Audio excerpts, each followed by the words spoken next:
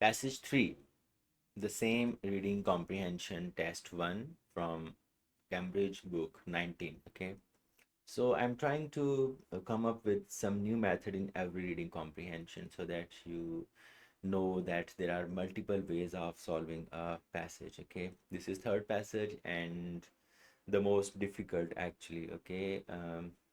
In relevance to the IELTS. Okay. All right. So again, it says you should spend 20 minutes. It won't take 20 minutes usually if you pay attention and uh, you have a habit of reading actually. Okay. All right. Let's read one passage and then we'll move to questions. Okay. The persistence and peril of misinformation. Peril is danger. Okay. And persistence like continuity. Brian Southwell looks at how human brains verify information and discusses some of the challenges of battling widespread falsehood. So, again, misinformation, how is it spreading, and what can be how our mind, our brain verifies this information. Okay, all right, misinformation, both deliberately promoted and accidentally shared, is perhaps an inevitable part of the world in which we live, but it is not a new problem. It means it's been for a while, okay? People like people likely have lied to one another for roughly as long as verbal communication has existed, like thousands of years.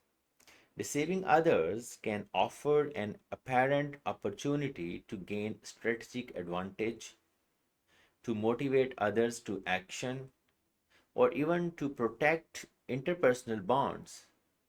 Moreover, people inadvertently have been sharing, not knowingly, okay, inadvertently have been sharing inaccurate information with one another for thousands of years. All right, in this passage, the author is telling us that it's been here for thousands of years, and these are a few advantages why people lie to each other. All right, let's have a look at the first question. Okay, they are multiple choice questions. Okay, so you have to take one of these. What point does the writer make about misinformation in the first paragraph? Oh, that's great. So we just read the first paragraph where it tells us the different reasons why people lie to each other. So A says misinformation is a relatively recent phenomena. No, it's been here for thousands of years. Some people find it easy to identify misinformation. No, it's not mentioned in the first passage. Okay, misinformation changes as it is passed from one person to another. It's not mentioned here. There may be a number of reasons for the spread of misinformation, why people lie to each other. These are the reasons. Okay, this is what's being told in the first paragraph. Okay, so D is the correct answer for this 27 question. What does the writer say about the role of technology? All right, maybe it's in the next paragraph. So we move back to the passage. Okay, all right. However, we currently live, yeah, technology. All right, so there we are. We have to answer the question from this paragraph. However, we currently live in an era in which technology enables information to reach large audiences distributed across the globe, and thus the potential for immediate and widespread effects from misinformation now looms larger than in the past. Yet, the means to correct misinformation might, over time, be found in those same patterns of mass communication and of the facilitated spread of information. So it says, yeah, this technology has made it so easy to misinform people so fast, okay, and immediately. But there is also a solution that can be found in the same technology. All right. So let's see what is being told in this paragraph. So about technology. So what does the writer say about the role of technology? It may at some point provide us with the solution to misinformation. Yes, it says that yes, it's there is now immediately and widespread misinformation. but the same media, same technology can be used in some way to for the solution of this. Okay, so this A is the correct one here. And let's have a look at the others. It could fundamentally alter the way in which people regard information. No, it's not told about the technology. It has changed the way in which organizations, no mention of organization. It has made it easier for people to check whether information is accurate, not yet mentioned, right? That in technology you can check whether it's correct. Yeah, normally it's correct, but in the passage, in the second paragraph, it's not mentioned, all right? So you have to keep your own knowledge to yourself, please. Okay, you have to stick to the paragraph, okay, to the passage you are given. We know that we can check that whether information is correct or not correct using technology, fine, we know that, but again the passage is not mentioning it. Okay, what is the writer doing in the fourth paragraph? Why don't we move to the fourth paragraph yet, leaving the third one, or just have a look at the third one and then move to the fourth paragraph? All right.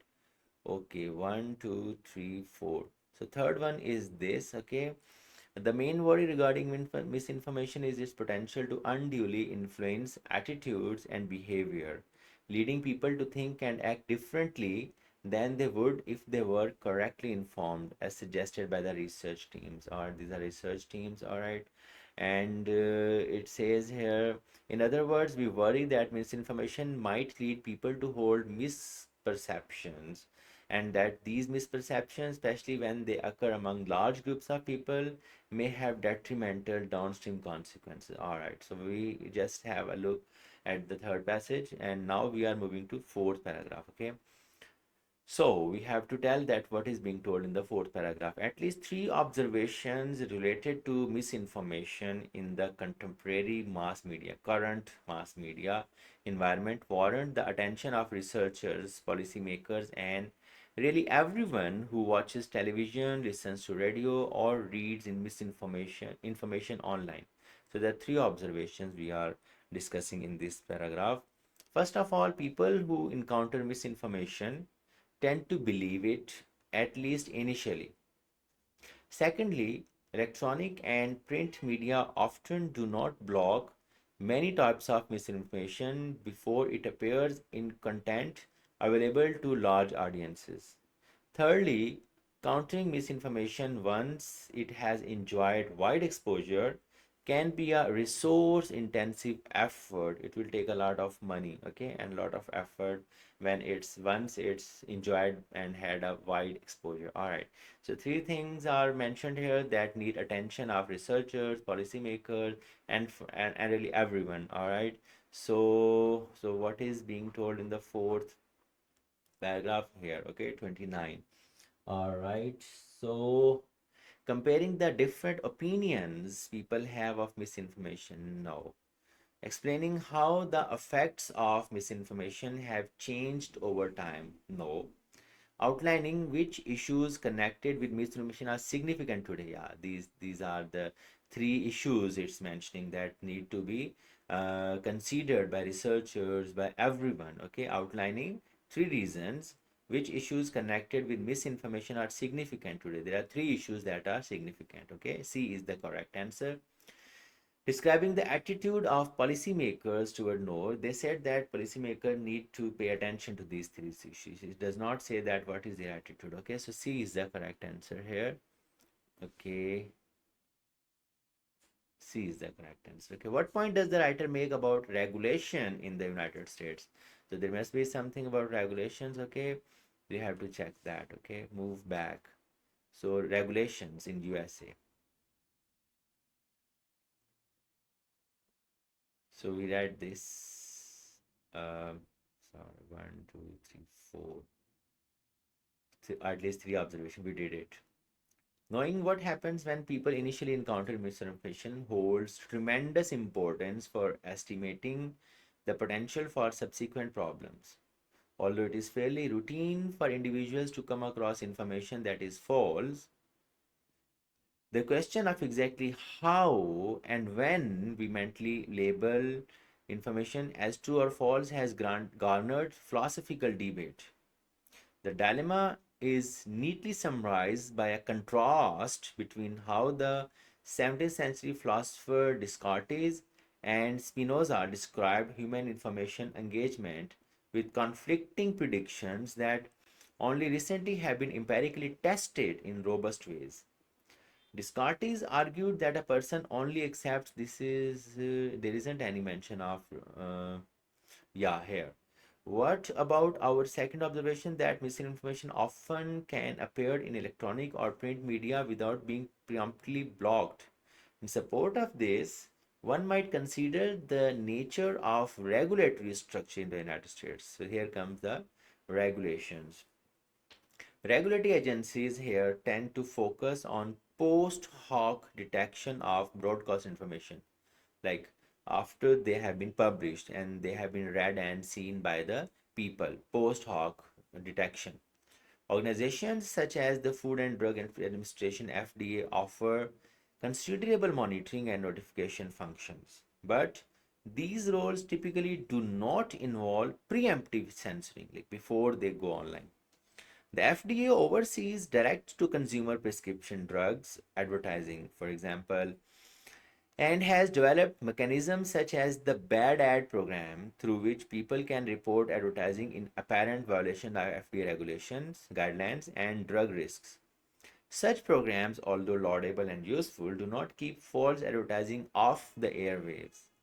In addition, even misinformation that is successfully corrected can continue to affect attitudes. So overall, the regulations in USA are not stopping this misinformation, are not doing much in hindering this misinformation. All right. So this is what is the what point does the writer make about regulation in the USA? So again, it says it's not doing much. Okay, so the guidelines issued by the FDA need to be simplified, not simplified.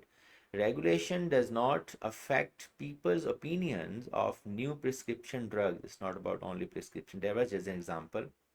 The USA has more regulatory bodies than most other countries. No, this is not mentioned here. Only we discussed FDA. Regulation fails to prevent misinformation from appearing in the media. Perfect. See, so author is not agreeing with these regulations. He's saying that the regulations are not much, okay, and they are not doing much to prevent misinformation from spreading. Okay, so this is it. I think there were just these 4 questions, MCQs, and then there are okay. These are fill in the blanks, and although people have dash to misinformation, there is debate about precisely how and when we label something as true or untrue. The philosopher Descartes, remember we skipped this paragraph about Descartes and Spinoza. Now we got to go back to there, and perfect, there are options given here. Okay, so we have to choose options from here. Okay, so although people have dashed misinformation, there is debate about precisely how and when we label something as true or untrue. So pay attention. We are going back to the Spinoza and Descartes paragraph. Okay. And there we go. This one. Okay. Spinoza and Descartes. Okay. We have to read it properly first. Knowing what happens when people initially encounter misinformation holds tremendous importance for estimating the potential for subsequent problems. Although it is fairly routine for individuals to come across misinformation that is false, although it is fairly routine for individuals to come across information that is false. Okay, it says although people have dashed to misinformation, frequent exposure. People have frequent exposure, okay? Like they continually being misinformed, okay? So 31 is, what is this? Exposure G, okay? So here you have to write G here, okay? Frequent exposure, G. Frequent, just to let you know, exposure. You don't need to write it there, okay? Although people have frequent exposure to misinformation, there is debate about precisely how and when we label something as true or untrue. The philosopher Descartes and Spinoza had dash about how people engage with information. Okay, They have what? Okay, they have constant conflict, experimental subjects, different ideas, additional evidence, short period, mental operation, different locations, dubious reasons. Okay, so Descartes and Spinoza has dash about how people engage with information. Okay, all right. So the journey forward undoubtedly will be a long and arduous one. Future remedies will require not only continuous theoretical consideration but also have the development. Okay, okay, and this misinformation arises. Are we at the right passage? The one, no, we are at the end. Sorry. This one is about although it is fairly routine for individuals. Yeah, we just did it. That is, they are more exposed. Okay, fairly exposed. How and when we mentally label information as true or false, garnered philosophical debate started. Okay, the dilemma is neatly summarized by a contrast between how the 17th century philosopher Descartes and Spinoza described human information engagement with conflicting predictions. Okay, they are contrasting, they have contrast, okay, with conflicting predictions that only recently have been empirically tested in robust ways. So they have contrast, they had uh, conflicting predictions, so they had different ideas. I saw it here somewhere, different ideas, different ideas. So you say the philosopher Descartes and Spinoza had different ideas about how people engage. Okay, so it's J. All right, it's J, different ideas. Okay, J, different ideas. Okay, just for your understanding. Okay, you are supposed to write just these letters here. That's it, nothing else. About how people engage. While Descartes believed that people accept or reject information after considering whether it is true or not, Spinoza argued that people accept it, so they have different ideas. Okay, so this has been done. Moreover, Spinoza believed that a distinct dash is involved in these stages. Distinct, what is involved in these stages? Distinct something's involved in these stages. Okay, we have to go up there first. Okay, distinct something's involved. Okay, Spinoza argued reject. Okay. In recent decades, empirical evidence from the research team of these people, among others, has supported Spinoza account. People appear to encode all new information as if it were true, even if only momentarily. No, I think there is here something. Spinoza argued that people accept all encountered information or misinformation by default and then subsequently verify or reject it through a separate cognitive process, separate distinct cognitive process. So it's cognitive process. Okay, so this is saying that Descartes believed. Okay, more Spinoza believed, sorry, it was about Spinoza. Yeah, Spinoza believed that a distinct separate cognitive process, so you can say cognitive process as mental operation. Okay, cognitive process is mental operation, so it's H.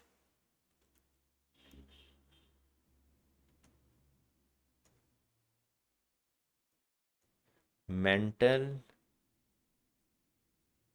process, cognitive process. Okay, mental operation, sorry, mental operation. Well, okay, mental operation, cognitive process, mental operation, it's about Spinoza. Okay, recent research has provided dash for Spinoza's theory, and it would appear that people accept all encountered information as if it were true, even if this is for an extremely dash. Okay, so we're gonna find out two things and do not label the information as true or false until later. Okay, so dash, recent research has provided dash for Spinoza theory. Okay, so what recent research has provided for Spinoza? Okay, okay, so in the same paragraph. Okay, sorry. All right. In recent decades, empirical evidence from the research team, among others, has supported Spinoza. Empirical evidence has supported. People appear to encode all new information as if it were true, even if only momentarily for a short period of time. So actually, we got two answers here. Okay. So first thing is empirical evidence. Recent research has provided empirical evidence like proof. Okay, proof. Here is experimental. No. Additional evidence. Okay. B. Additional evidence. Okay. Additional evidence. Empirical support. Okay. For a Spinoza theory, and it would appear that people accept all encountered information as if it were true, even for or momentarily, even if this is for an extremely like momentarily short periods of time, short period E. Okay,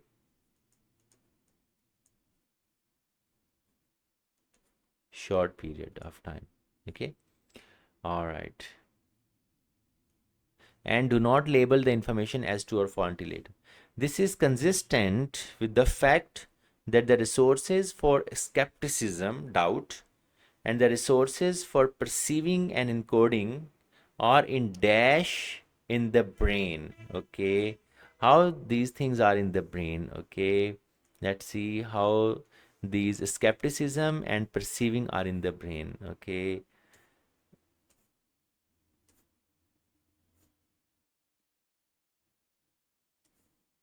okay, momentarily, and this is skepticism, a pattern that seems consistent with the observation that mental resources for skepticism physically reside in a different part of the brain than the resources used in perceiving and encoding. So, the resources of skepticism and resources of perceiving and encoding reside in different parts of brain. Okay, reside in different parts of brain. Okay, resources for subscribing and the resources for perceiving and encoding are in different parts of brain. Different locations. C. Okay. All right, different locations. C. Different locations. These answers are just for your reference. Okay. You're not supposed to write these there. Okay. You have to just write the letter. So we are done with this. Okay. Moving ahead, we have still got these four questions, given, not given, okay, and we still have some passages to read, right? So this is yes, no, or not given. Yes is if we can find that this is perfectly given there. No, if we can find that it's given there, that it's not, okay, correct. Not given if we can't decide whether it's yes or no. Okay. So campaigns designed to correct misinformation will fail to achieve their purpose if people are unable to. We haven't encountered campaigns yet. So attempts to teach elementary school students haven't encountered yet.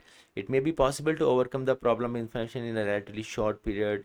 The need to keep up with new information is hugely exaggerated. Let's look at the next passages. So we write this FDA one. All right.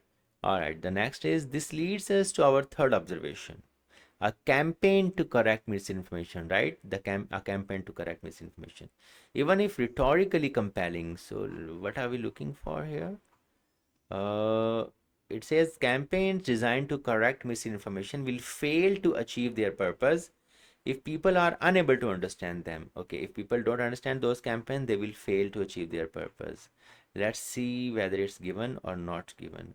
A campaign to correct misinformation, even if rhetorically compelling, like it's compelling mean it's good, requires resources and planning to accomplish necessary reach and frequency.